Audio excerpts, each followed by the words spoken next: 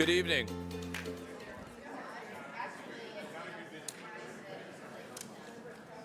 Good evening. I want to welcome you all to Loyola University Maryland's Hanway Lecture in Global Studies.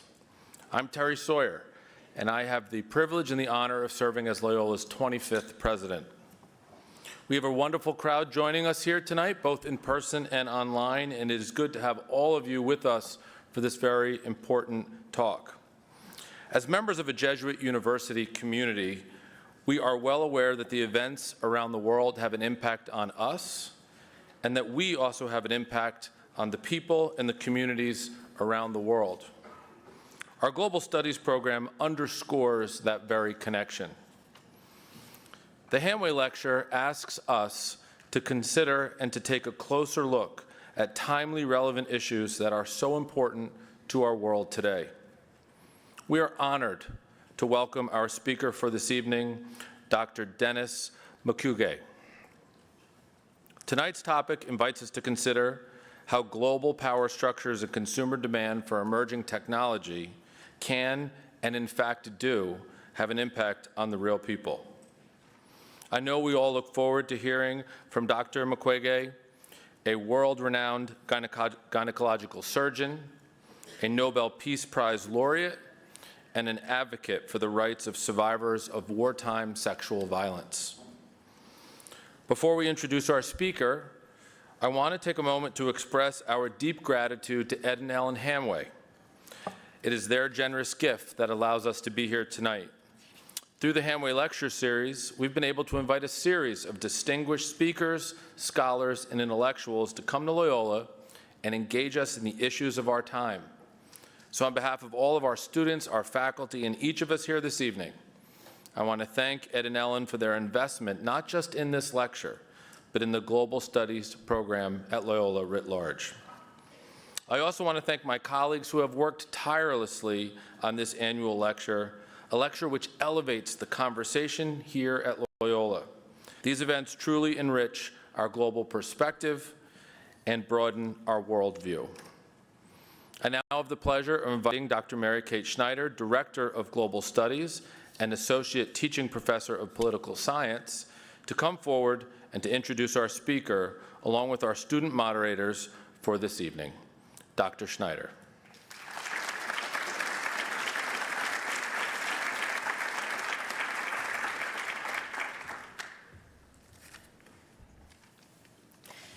Thank you, President Sawyer, and thank you to each and every one of you for being here with us tonight, both here in McGuire Hall and virtually on the live stream. The Hanway Lecture in Global Studies is an event that we look forward to every year, not least because it allows us to take part in campus and community-wide conversations about critical and timely global issues.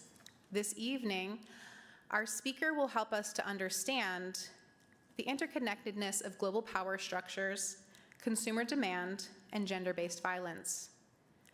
This is a story of geopolitics, globalization, and the effects of those forces on real live human beings, and in particular on women and girls.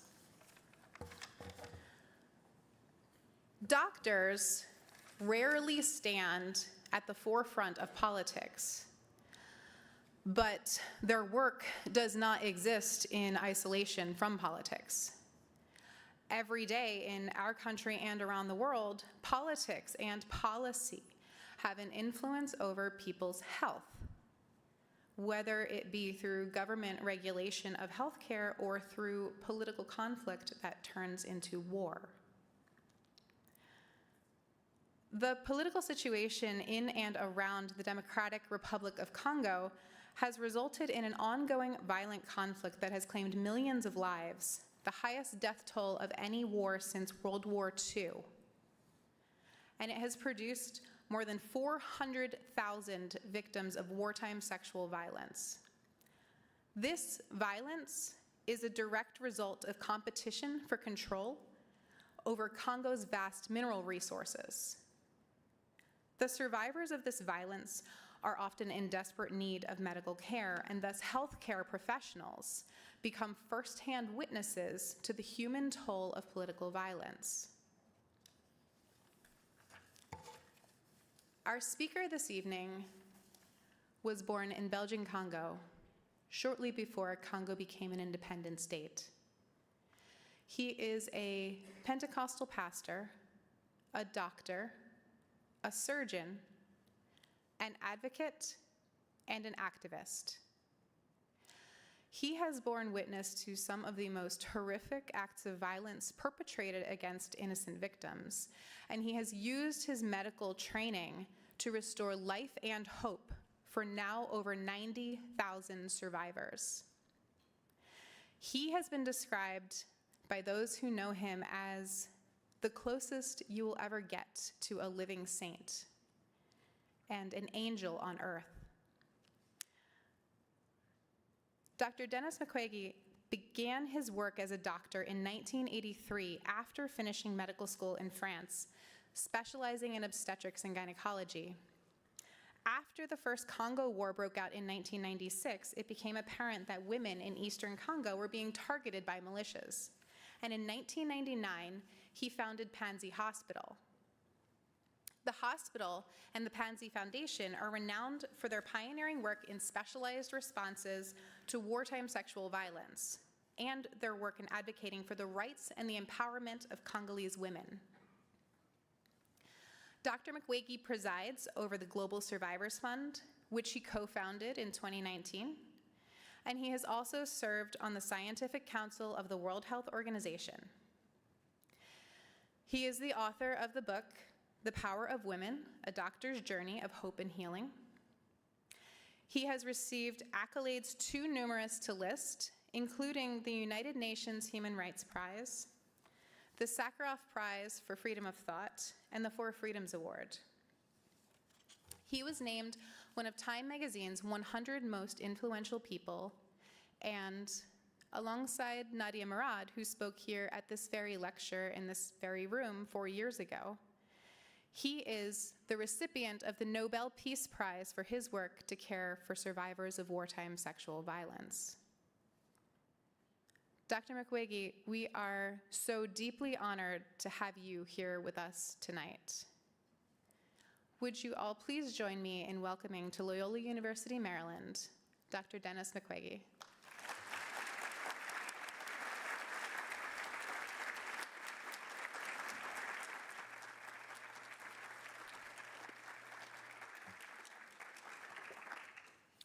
Thank you, Professor Schneider. Thank you, Professor Sawyer. I will apologize for my frank English, but the most important thing is to communicate. So, ladies and gentlemen, students, professors, and friends, thank you for welcoming me. It's always a special privilege to speak with young people.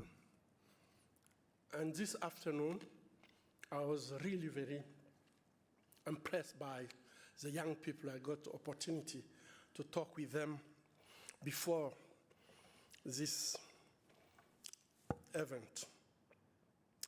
I see in young people not only curiosity, but also the courage and imagination that our world so desperately needs today.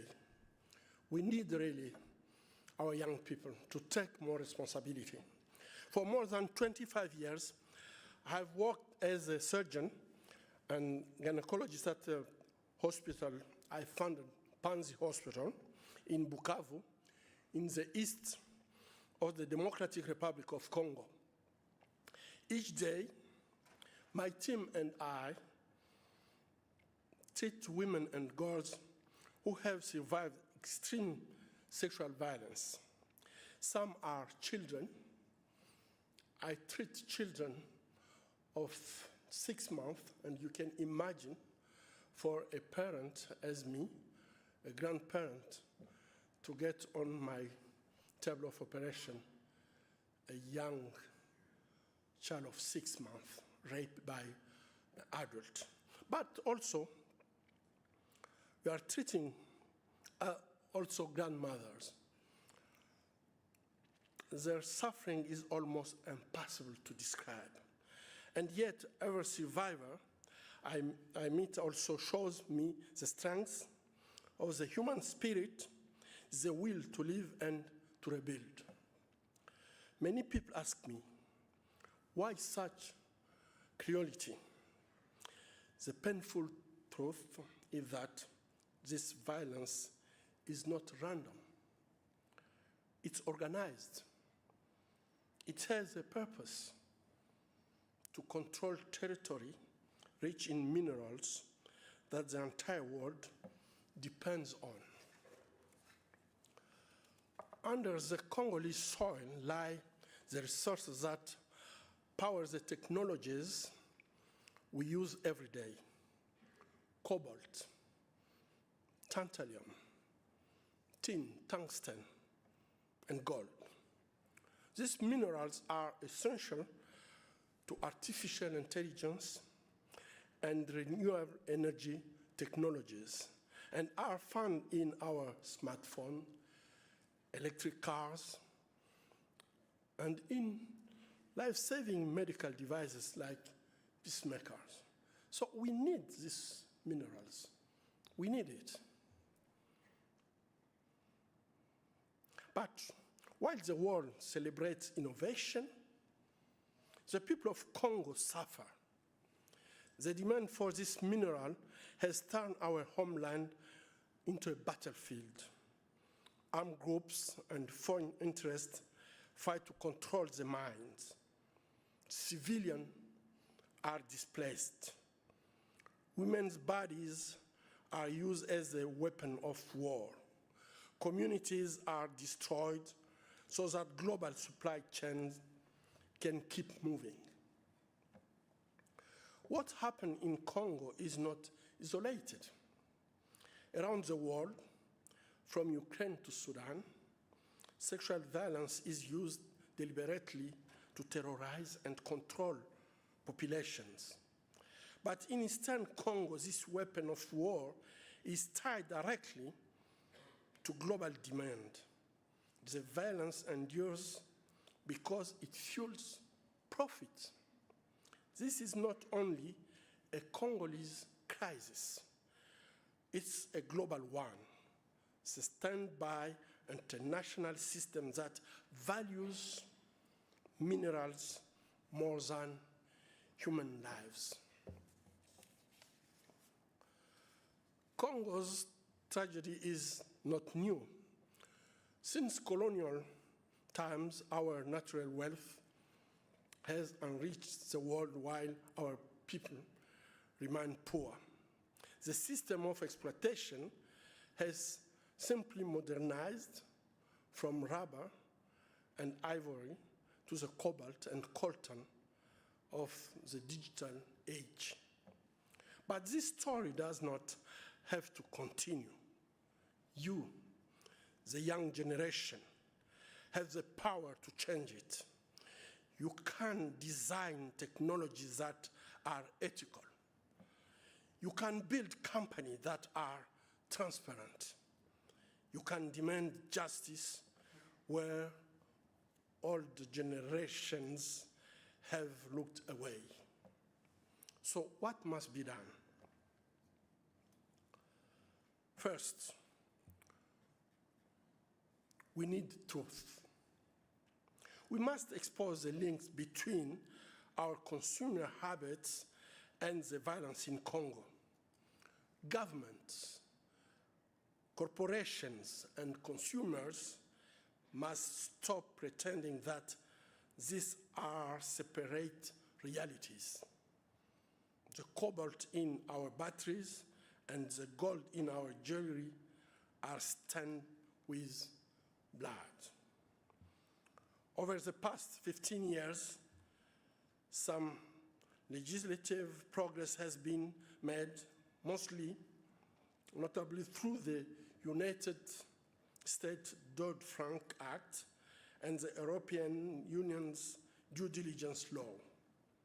However, these measures remain insufficient. While both aim to increase transparency in supply chains, representing an important step toward accountability, they are fundamentally limited. Companies are only required to show that they have conducted due diligence without ensuring meaningful change or preventing harm on the ground. If such frameworks were paired with rigorous implementation, enforceable consequences, and a genuine focus on outcome, they could begin to transform global trade from a driver of exploitation into a force for justice and peace. Second, we need justice. For decades, the perpetrators of mass atrocities in Congo have acted with complete impunity. This must end. The victims deserve justice, not only medical care and humanitarian aid, but real accountability. That is why I have called for the creation of an international criminal tribunal for the Democratic Republic of Congo to prosecute crimes against humanity and war crimes committed on our soil. Without justice, there can be no peace. Third, we need responsibility. Governments must stop, adopt, and enforce laws requiring companies to trace and disclose the origins of their minerals. Regulations such as the European Union's due diligence law are a start, but they must be implemented with real rigor. Corporations must go beyond voluntary pledges. They must invest in responsible sourcing, ensure fair labor conditions, and support local development rather than exploitation. And consumers, especially in the global north, must demand transparency. You have the power to hold companies accountable, not by giving up your phones or your electric cars, but by insisting on responsible sourcing, just as consumers once did in the fight against the blood diamonds. Ask yourself, where does this product come from? This is a question that everyone can ask when you are using all this new technology.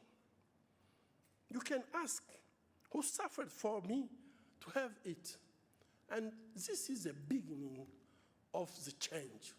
When you can ask this question, when you buy any electric or new technology, to ask this question is the beginning of the change. At Panzi Hospital, I have learned that transformation begins with truth. When survivors tell their stories, they reclaim their dignity. When societies fed the truth, they open the door of justice. And when justice is achieved, peace becomes possible. The same principle applies to our global society. The comfort of one part of the world cannot be built on the suffering of another.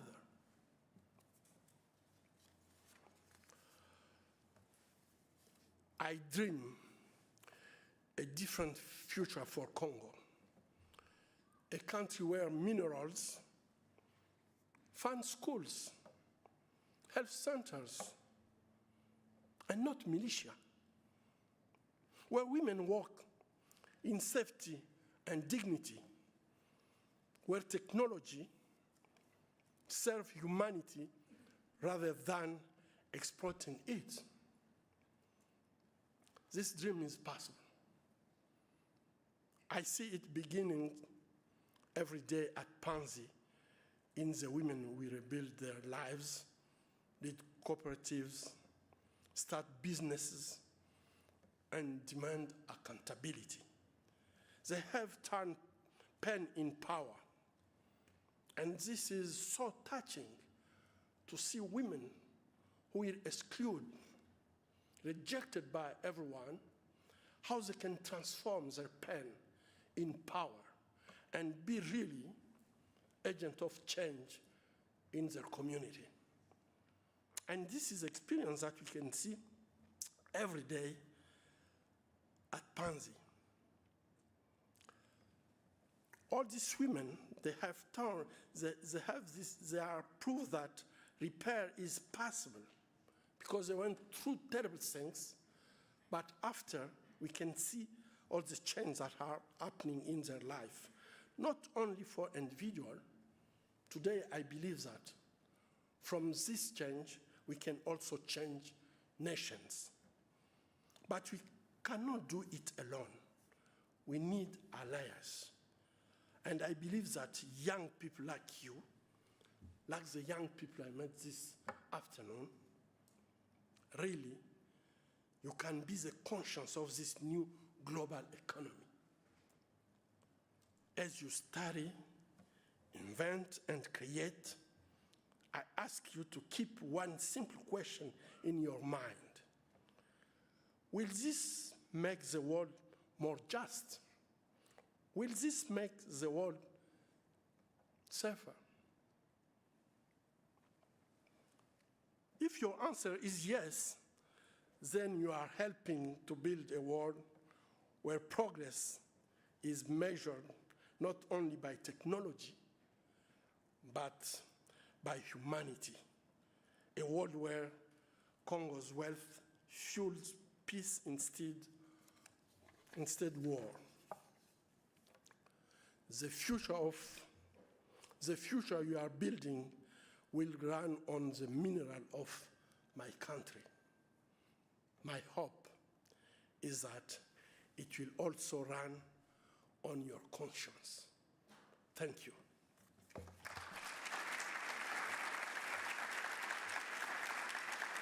Thank you.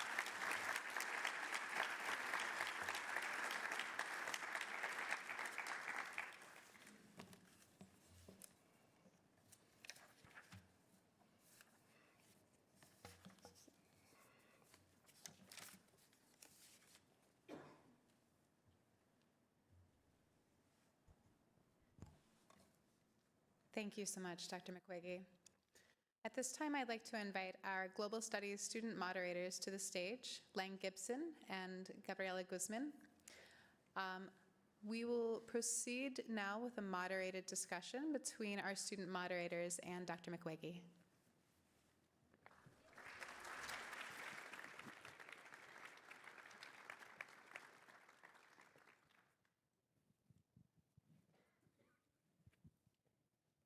Hello, everyone, and hello, Dr. Mukwege.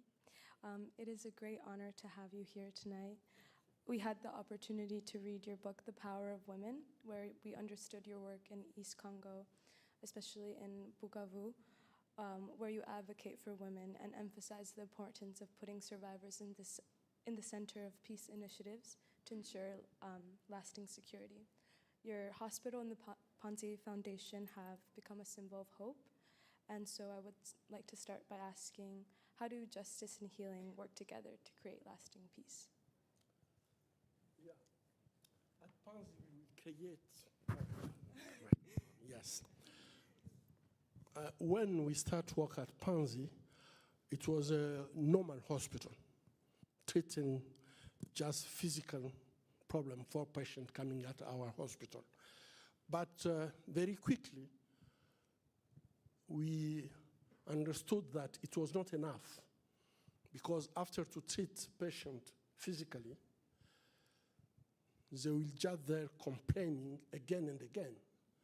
So in the hospital, we just create a second pillar of our treatment, which was the psychological support for victims of sexual violence. And it was clear that when women were physically and psychologically enough strong, we could see that it was possible really to do many things with them. But it was difficult to send them back home Most of them could not go back because their village was under fire, so they could not go back.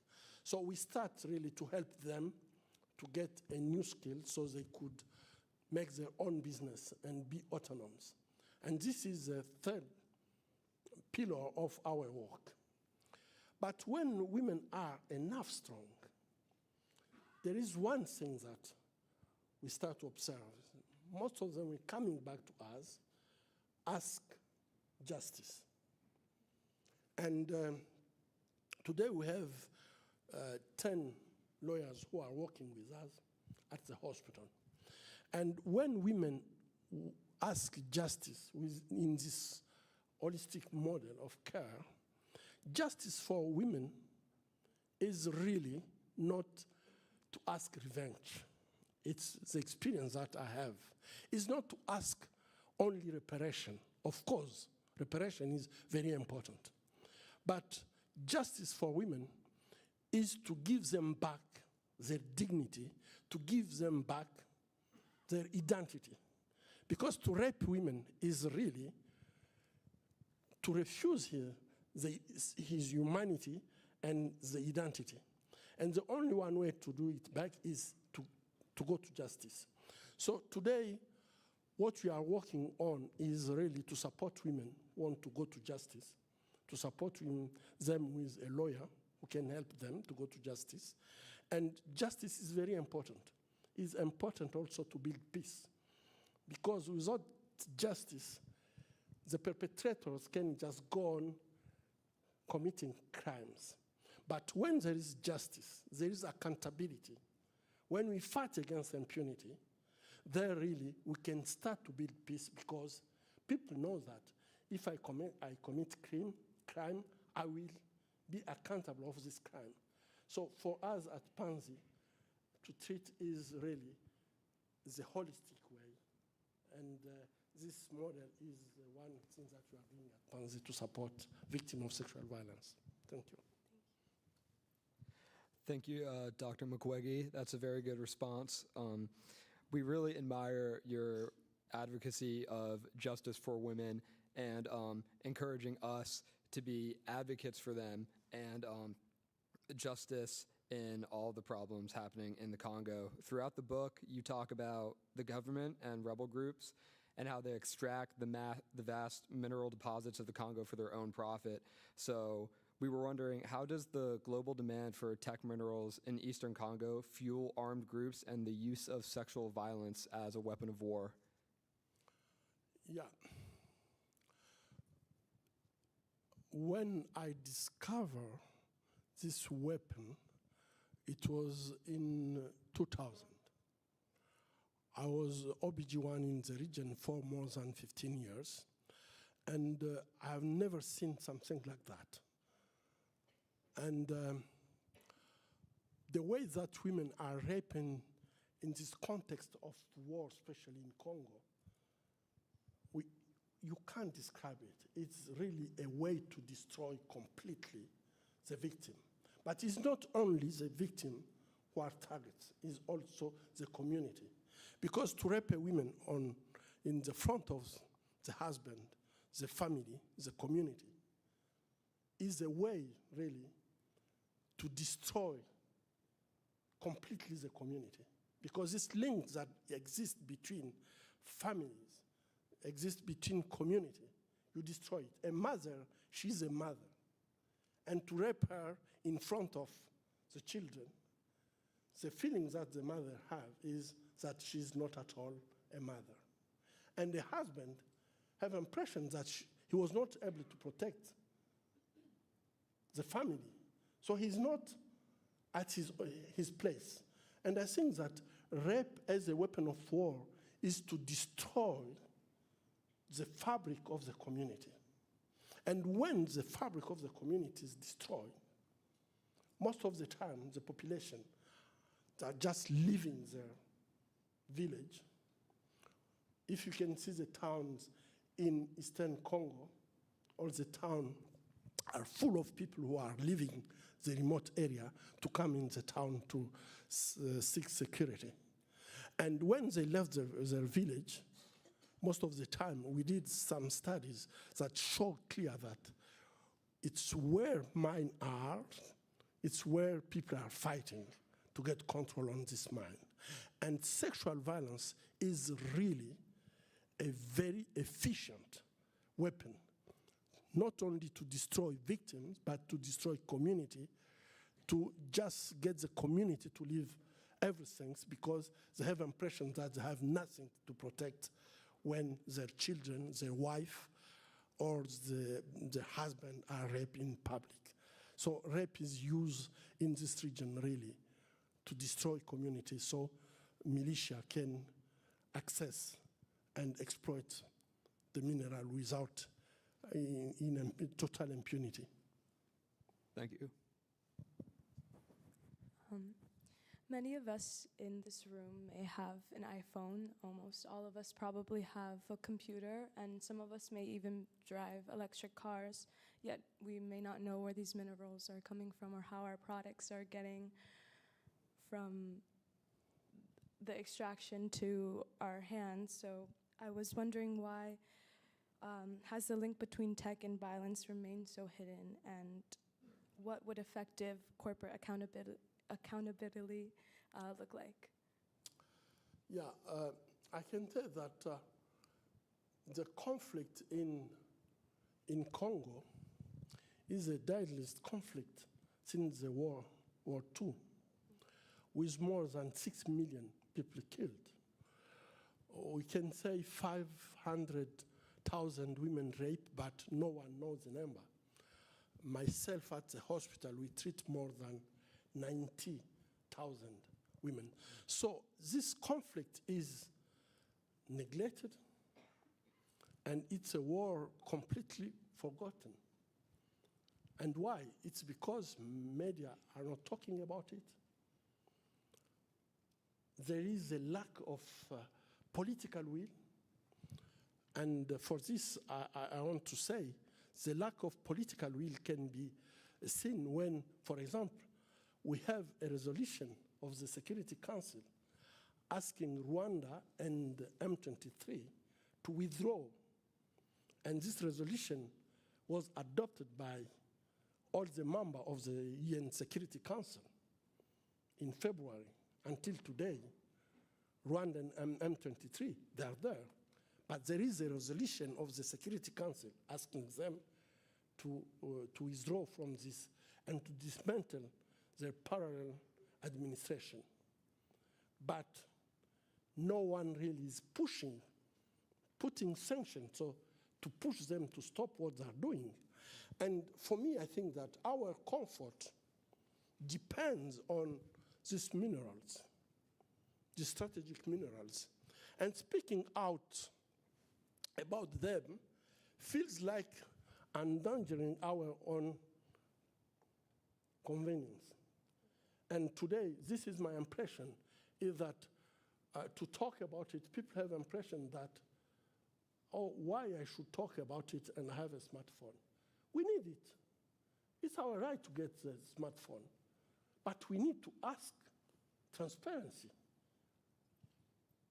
But today, I can say that this conflict is completely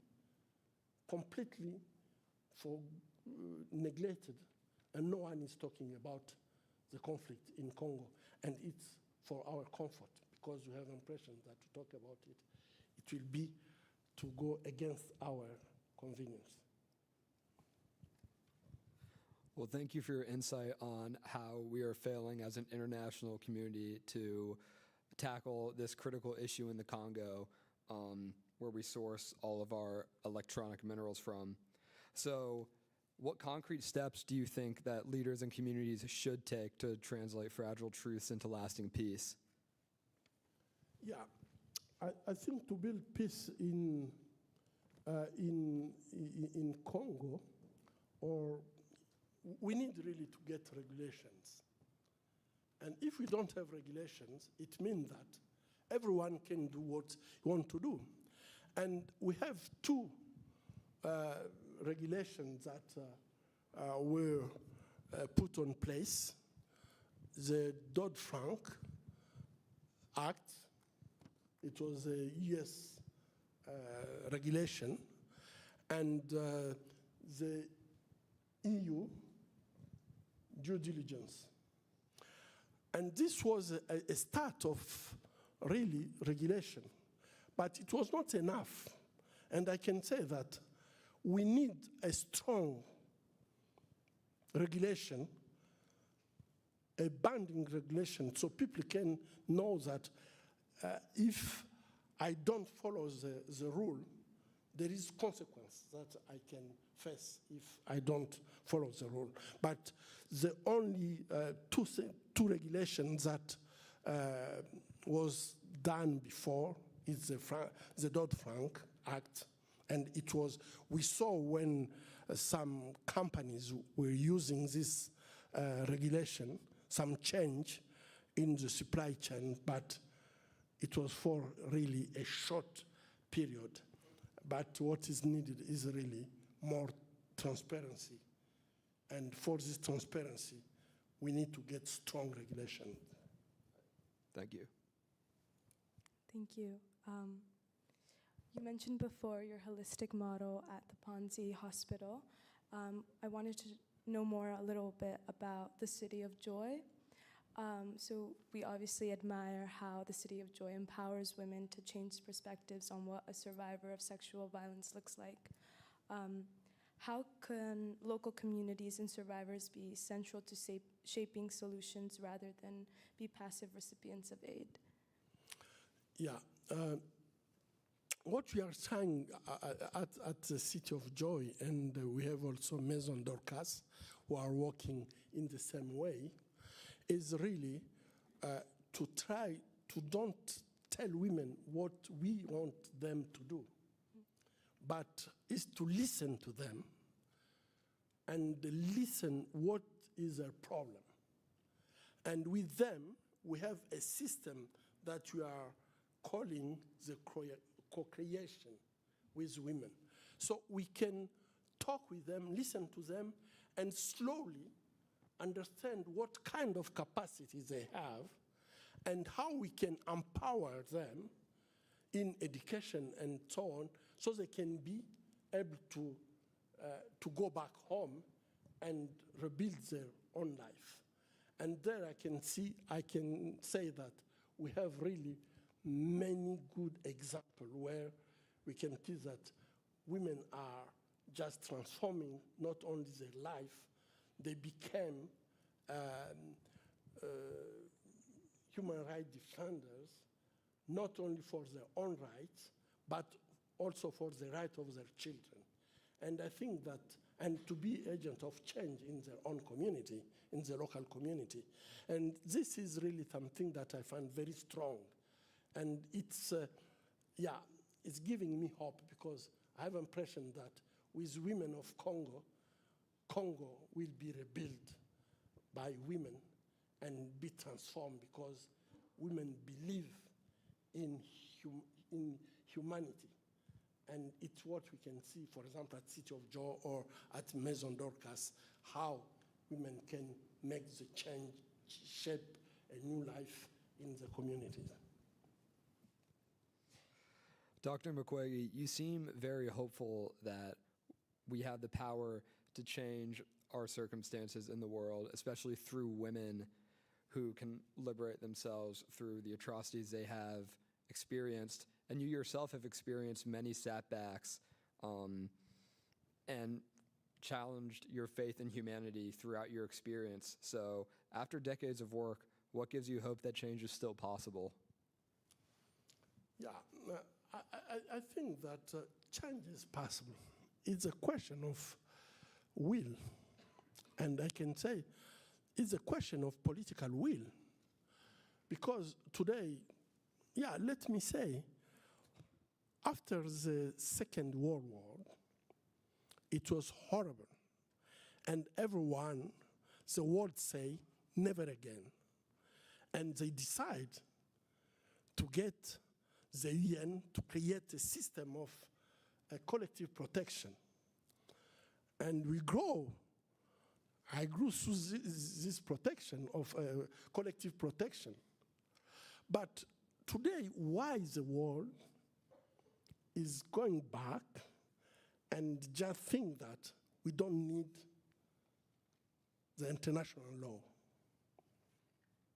And this is one of my big questions today, because I think that without law, it will be a jungle. Everyone will do what he wants to do. If he has a power, he can use his power to destroy, to kill, to do everything. And you can see it happening already everywhere. It's not only in Africa. It's happening everywhere. And for me, I think that peace is possible. But to build peace, we need the will. And this will, I think it's time now. That's really, we can be talking. And when I'm talking with the young people, is just to say, you have a voice, use your voice to ask the decision makers to make this world better. And the world to be better is not to make only profit. You can make profit in a world where it's better, where people can live in peace. But to choose to get war for to make profit is a big mistake. Because you can feel that you can be, you can get happiness yourself, but it can't happen. We need really to change the way to see things.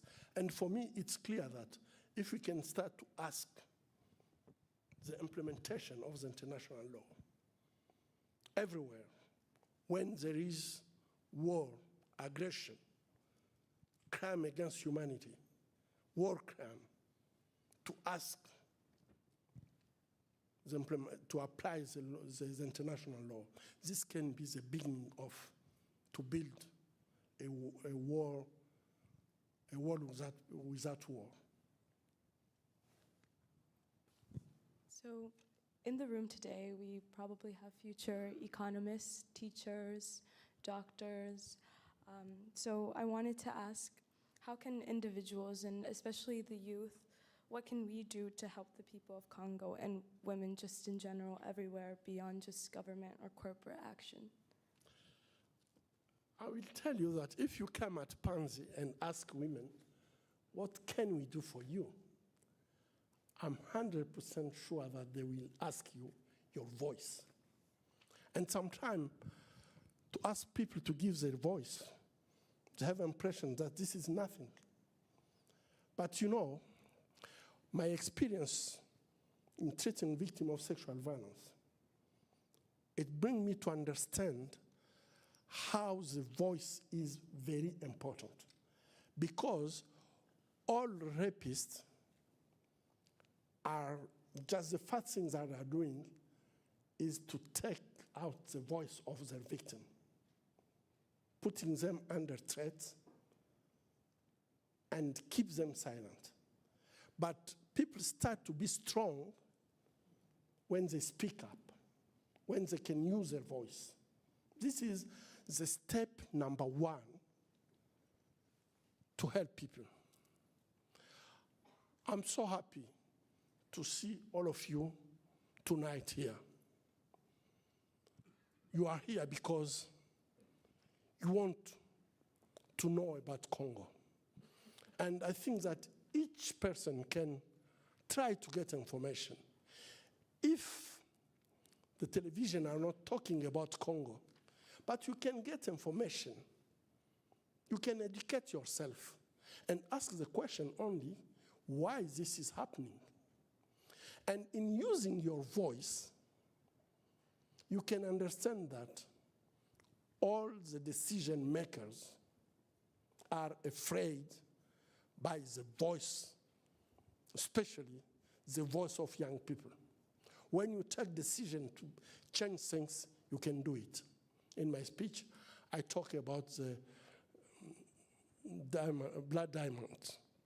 And I think that it was just a movement of young people to say, this is not acceptable. And I think that today, I want really to ask you to try to know more. In North Kivu, in DRC. We have the bigger mine of coltan.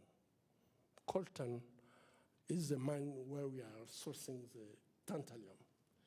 And you can't get chips for our electronic equipment without these chips made by using tantalum. And the bigger mine is in the Kivus. I think why this mine can't be used in a peaceful way so the local population can benefit and companies also can benefit. But to use violence, to destroy people, to kill people to get this mine, I think it's not the way. So if you have this information, what we need today is to get your voice. And I'm sure that with your voice, things can change. There are many possibilities to make change in Congo. As I come just to say, how can you imagine that you have a resolution of the Security Council, but a country just say, I don't care. Today we have a big problem with the double standard to treat things differently. We have laws, but when it comes to apply these laws, people are choosing who is good and who is bad. The laws must be respected by everyone. And I think that today, what I ask you is your voice. Try to give your voice to women of Congo and just tell what you can learn about Congo and discuss it with others. Thank you. Thank you. You have certainly used your voice and your actions to make concrete change in the Congo. And from your book, we've learned of the many opportunities you had to leave Congo and move abroad, such as staying in France after your education or staying in Kenya after fleeing the first Congo War. Yet you have chosen over and over again to stay in the Congo and endure all the setbacks and threats that come with that. So how do you find the strength to sacrifice your own interests and continue to help in the Congo? And how can that inspire us as activists torn between comfort and justice? Yeah.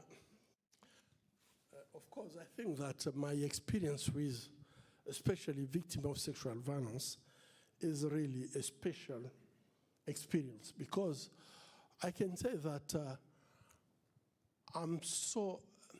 I admire a lot of the courage of women and the resilience of women.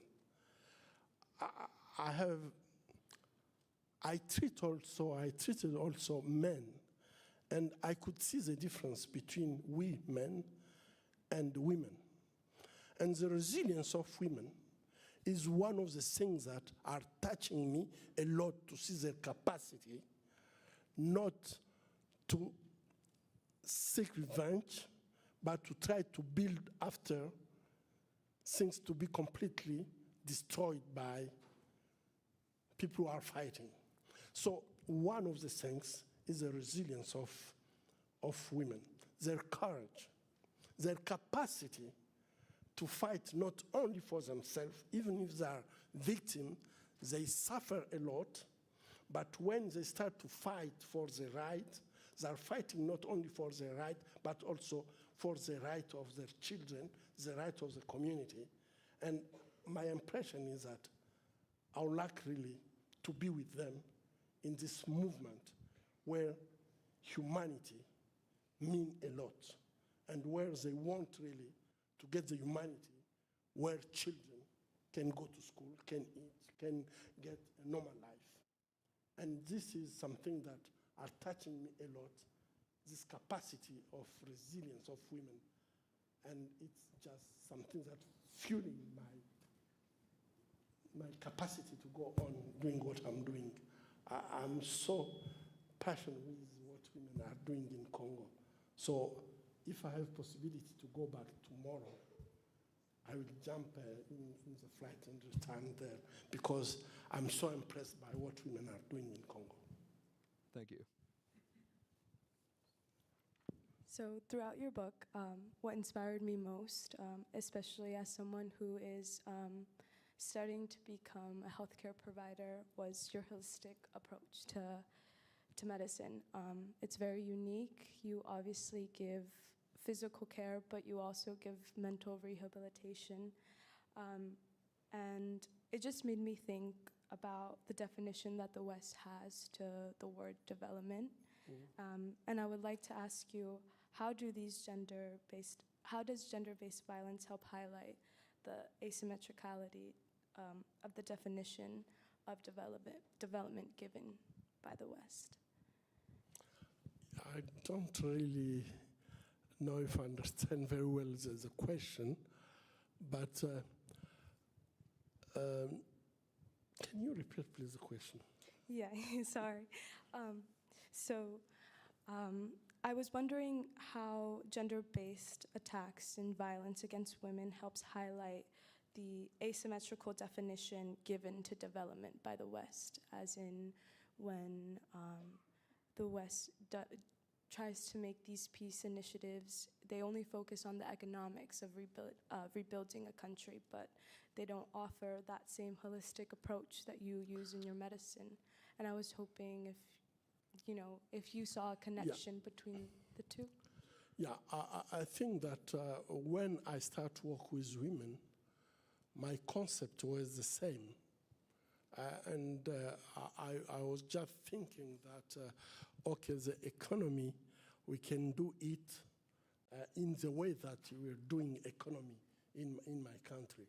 But slowly, I start to understand that with our model, that when you involve women, especially in the system of the economy, it's more important, and you can impact the community and get more result when you respect the gender in your model of economy. And I think that the example that I have is in one village where we start to support women, but we decide that we can't do it without men.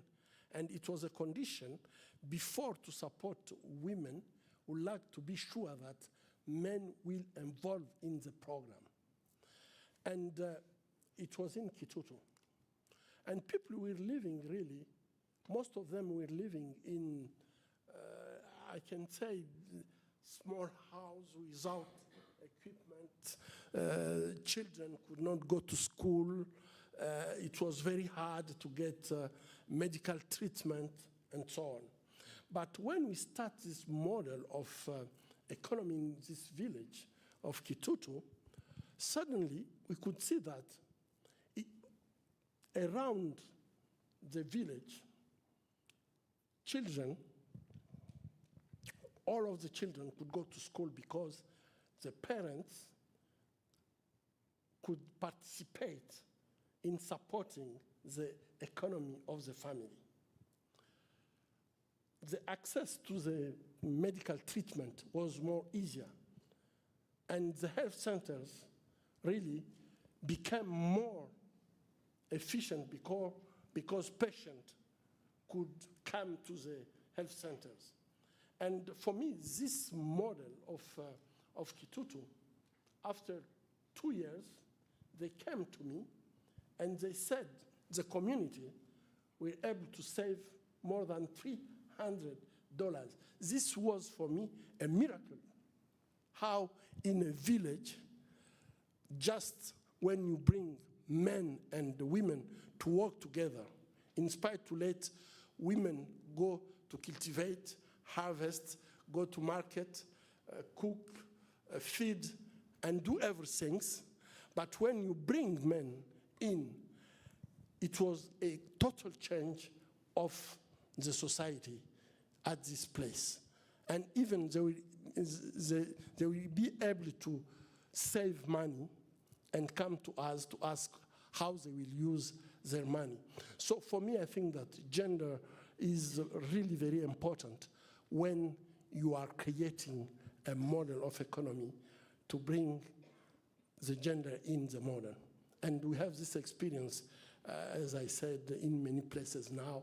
We are trying really to make women and men to involve when you have an action to build economy or the livelihoods for the population.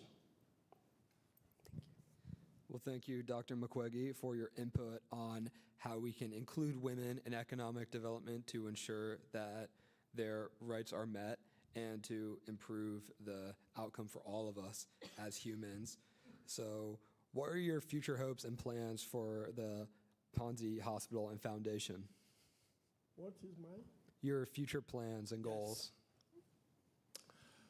Now, I think our experience is that everywhere in the world where we have conflict, there is this problem of use of sexual violence as a weapon of war.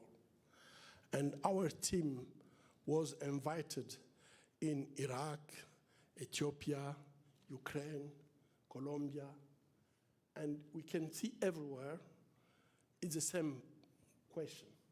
And after 25 years working with victims of sexual violence, what we want to do at Panzi is to be a center of excellence, so we can really bring all this experience to get all the data that we have, put them together, so we can help others who are in the same situation. And for me, it's really very important that we can share this experience. I've seen some places where women, to be victim of sexual violence, it means the end of their own lives. But our experience is not the end. And most of the time, women who were victims of sexual violence, when you help them to take back their power, when you help them to take back their identity and their dignity, they are really the most important agent of change in the community. So for me, it's really very important that we can share this experience with others. And for to do it, Panzi need to be a center of excellence. The second thing, now we are trying to expand this model of one-stop center. It's not normal. I was talking with one professor psychologist here just this evening, how it's difficult to bring psychologists in the medical setting. It's very difficult. But I think that is needed, especially in the context of conflict, because people are not only wounded, or they have not only physical problems, they have a mental problem. And if you don't address this mental problem, you can just treat them physically, but you don't solve their problem to bring them back on a normal life. And for me, now we are working to get the one-stop center where we have these 4 pillars that we are using at Panzi in other places in the Democratic Republic of Congo. And I'm really very happy that we have already now other countries who are asking to build the same model in their own country. And for this, we need to get Panzi and Panzi Foundation and the hospital really to get this experience and share this experience with others. This is what we are thinking to do in the future. Thank you. Thank you. Well, thank you so much. That was our last question. So yeah, Dr. Schneider's coming back up.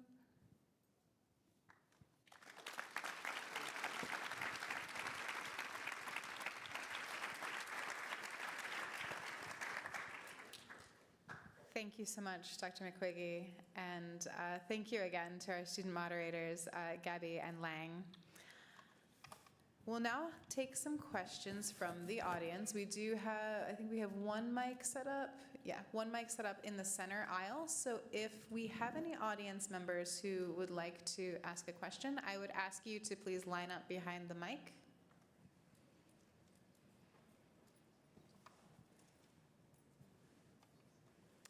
Okay, please. I sat really very close to microphone. It was like an invitation for me to say something. My name is Zeke Botokuma. I am a professor of philosophy at Morgan State University. I am a Congolese born, and I've been living in Baltimore for almost 100 years.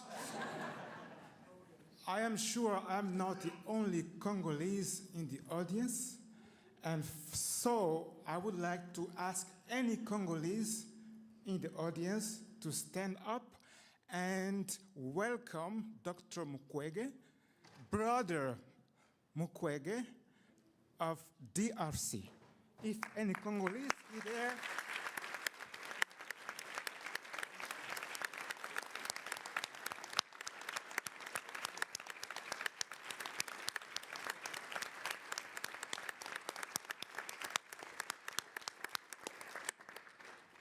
okay, thank you very much. Dr. Mukwege, I know a little bit about your work in Eastern Congo, but also in the whole country of Congo. I also know that you were a presidential candidate for the country. It was not mentioned. Very recently, there has been a big news in the country about the pacification of the country through something called the Washington Accord. I am sure you know something about the Washington Accord, and I was wondering if, given your experience in the country, you were consulted to make a contribution to the Washington Accord. Thank you. Thank you. Yeah, I believe in one thing, is peace. And if you want to do business, for me, I think that you can't do business where people are shooting, where people are killing others, where there is no peace. And what I can say about this Washington Accord is they should, and they have, the United States have the capacity to impose peace in this region. So the first thing that they should do is to impose peace in the region. They have capacity to do it. And I want just to give two things. The United States, they have the act, executive act, who gives the president, for example, the possibility. No, Congo is as an emergency situation for the security of Congo is an emergency situation for the US. And in this capacity, the US can take decision, and it happened before. So for me, the things that the US can do is one, to impose peace with the tools that they have. The second tool is international tool, is the resolution of the Security Council. Can be imposed in the region to stop the war. And if we stop the war, then we can talk about business. But if you are talking about business before peace, I wonder if really what will be this kind of business that people will do in destroying the local population, in transforming the body of women to be a battlefield. I don't believe in it. And I think that everyone here, there is a possibility to build peace. The United States have tools to make this peace happen. And if there is peace, I think that there to welcome companies from the United States can be helpful for us. Today, we have many companies coming from China. I don't want to describe what they are doing on the ground when it comes to the fair labor conditions, when it comes to the environment, to destroy environment and so on. But I know that the companies in the United States, they have to respect the rule of the United States. And they can't do the same that what we can see on the ground. And why to let this war go on and be talking about business? This is my big question. And I think that what I can ask today is we make peace and make business after, and not business before peace.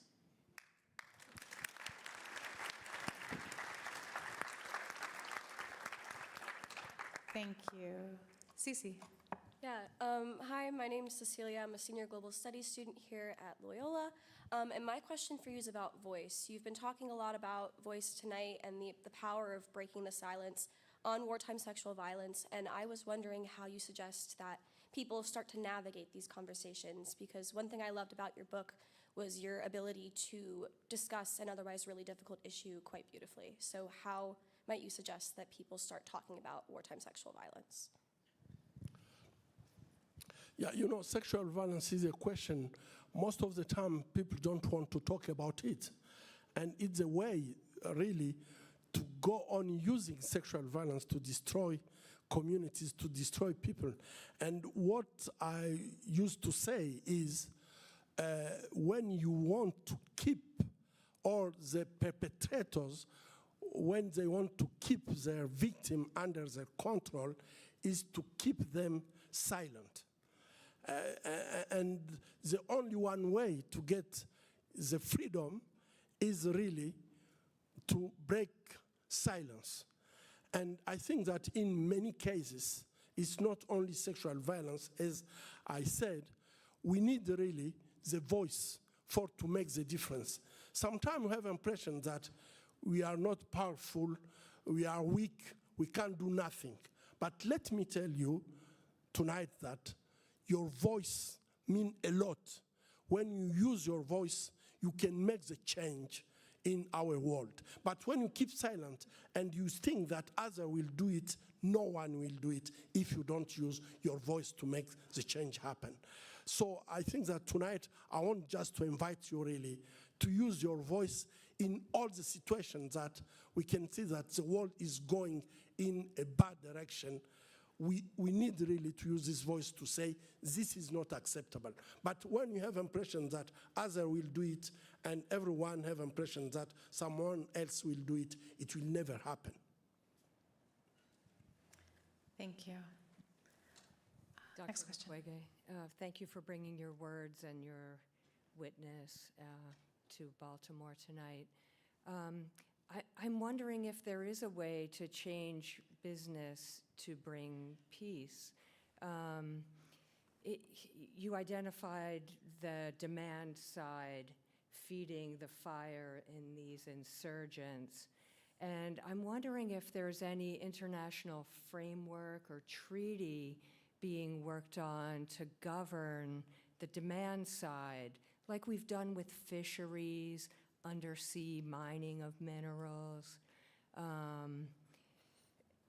Is there any World Trade Organization framework being worked on?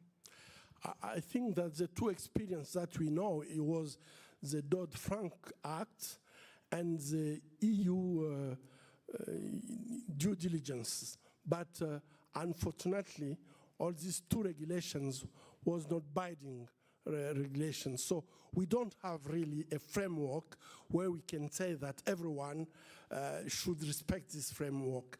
But it belongs also, as I said, to we as consumers to ask the decision makers to get a system. Because now today, you know that when the system of tariffs starts here in the United States, China decided to don't sell his tantalum to the United States. And this was really a big problem, because now we can see that Chinese are trying to get all these strategic minerals to control it. And if it will be to fight, to control, to make others to be weak, so the end will be just confrontation. But if there is a framework where really this business can be done in a peaceful way, I think it must to start by talking about it. And the two legislative experience that we know was the Dodd-Frank that are not working at all in the United States, and the due diligence, but it was only for the region of the Great Lake region, and it was not enough. So I agree with you.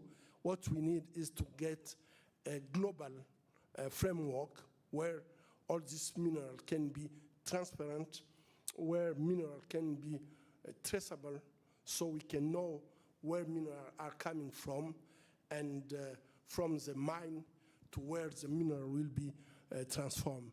But we don't have this system yet, and this is a big problem.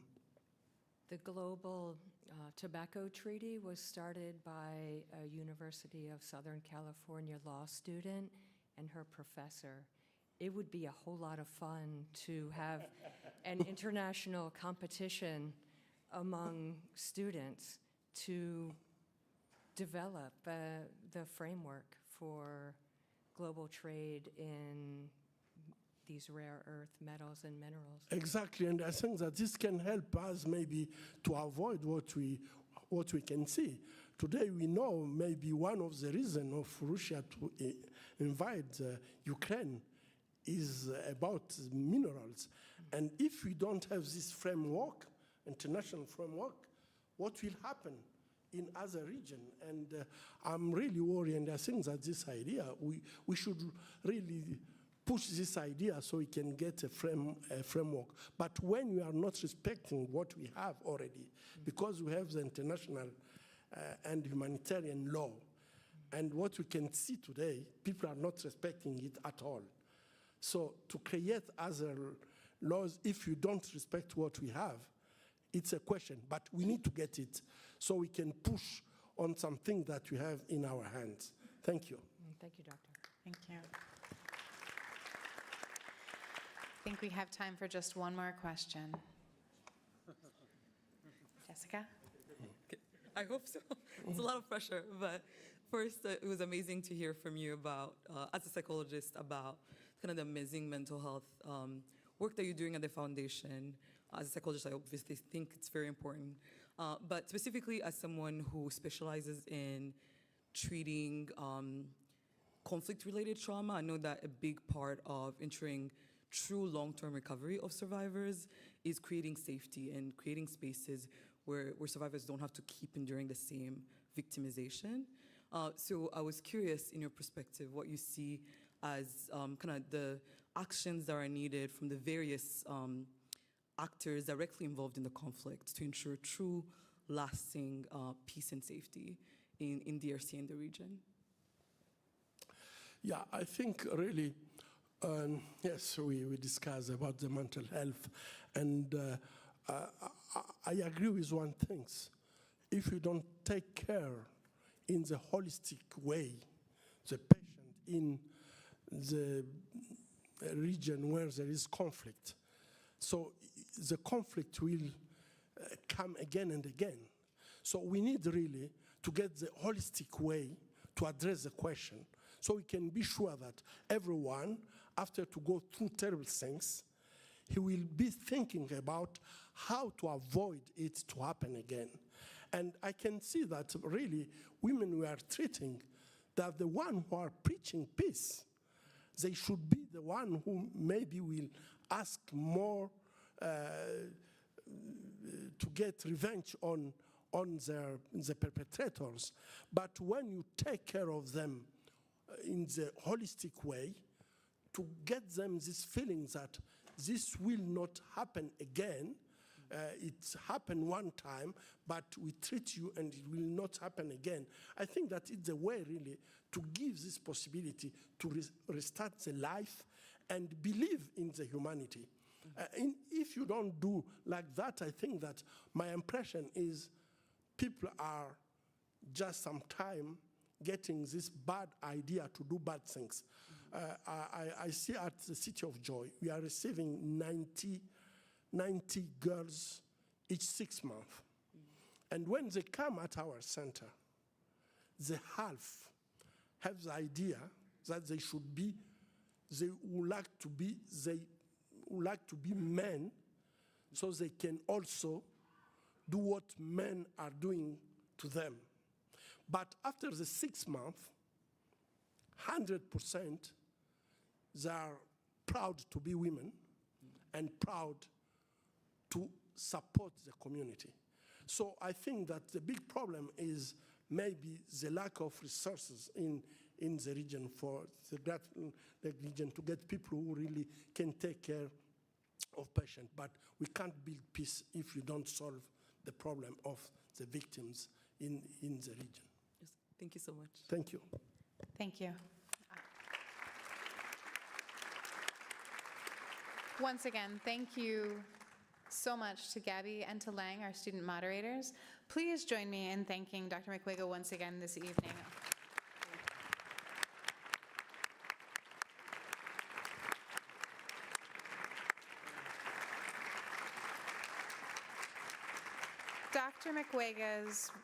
Dr. Mukwege's remarks here tonight really and truly challenge us to consider our own individual roles within the world more carefully and to think about the far-reaching impacts of local action. Thank you, Dr. Mukwege, for all of your efforts in the world to reduce gender-based violence and to promote human rights worldwide. Dr. Mukwege will be available to sign copies of his book at the table to my left. Thank you all for joining us this evening and have a wonderful night. Thank you.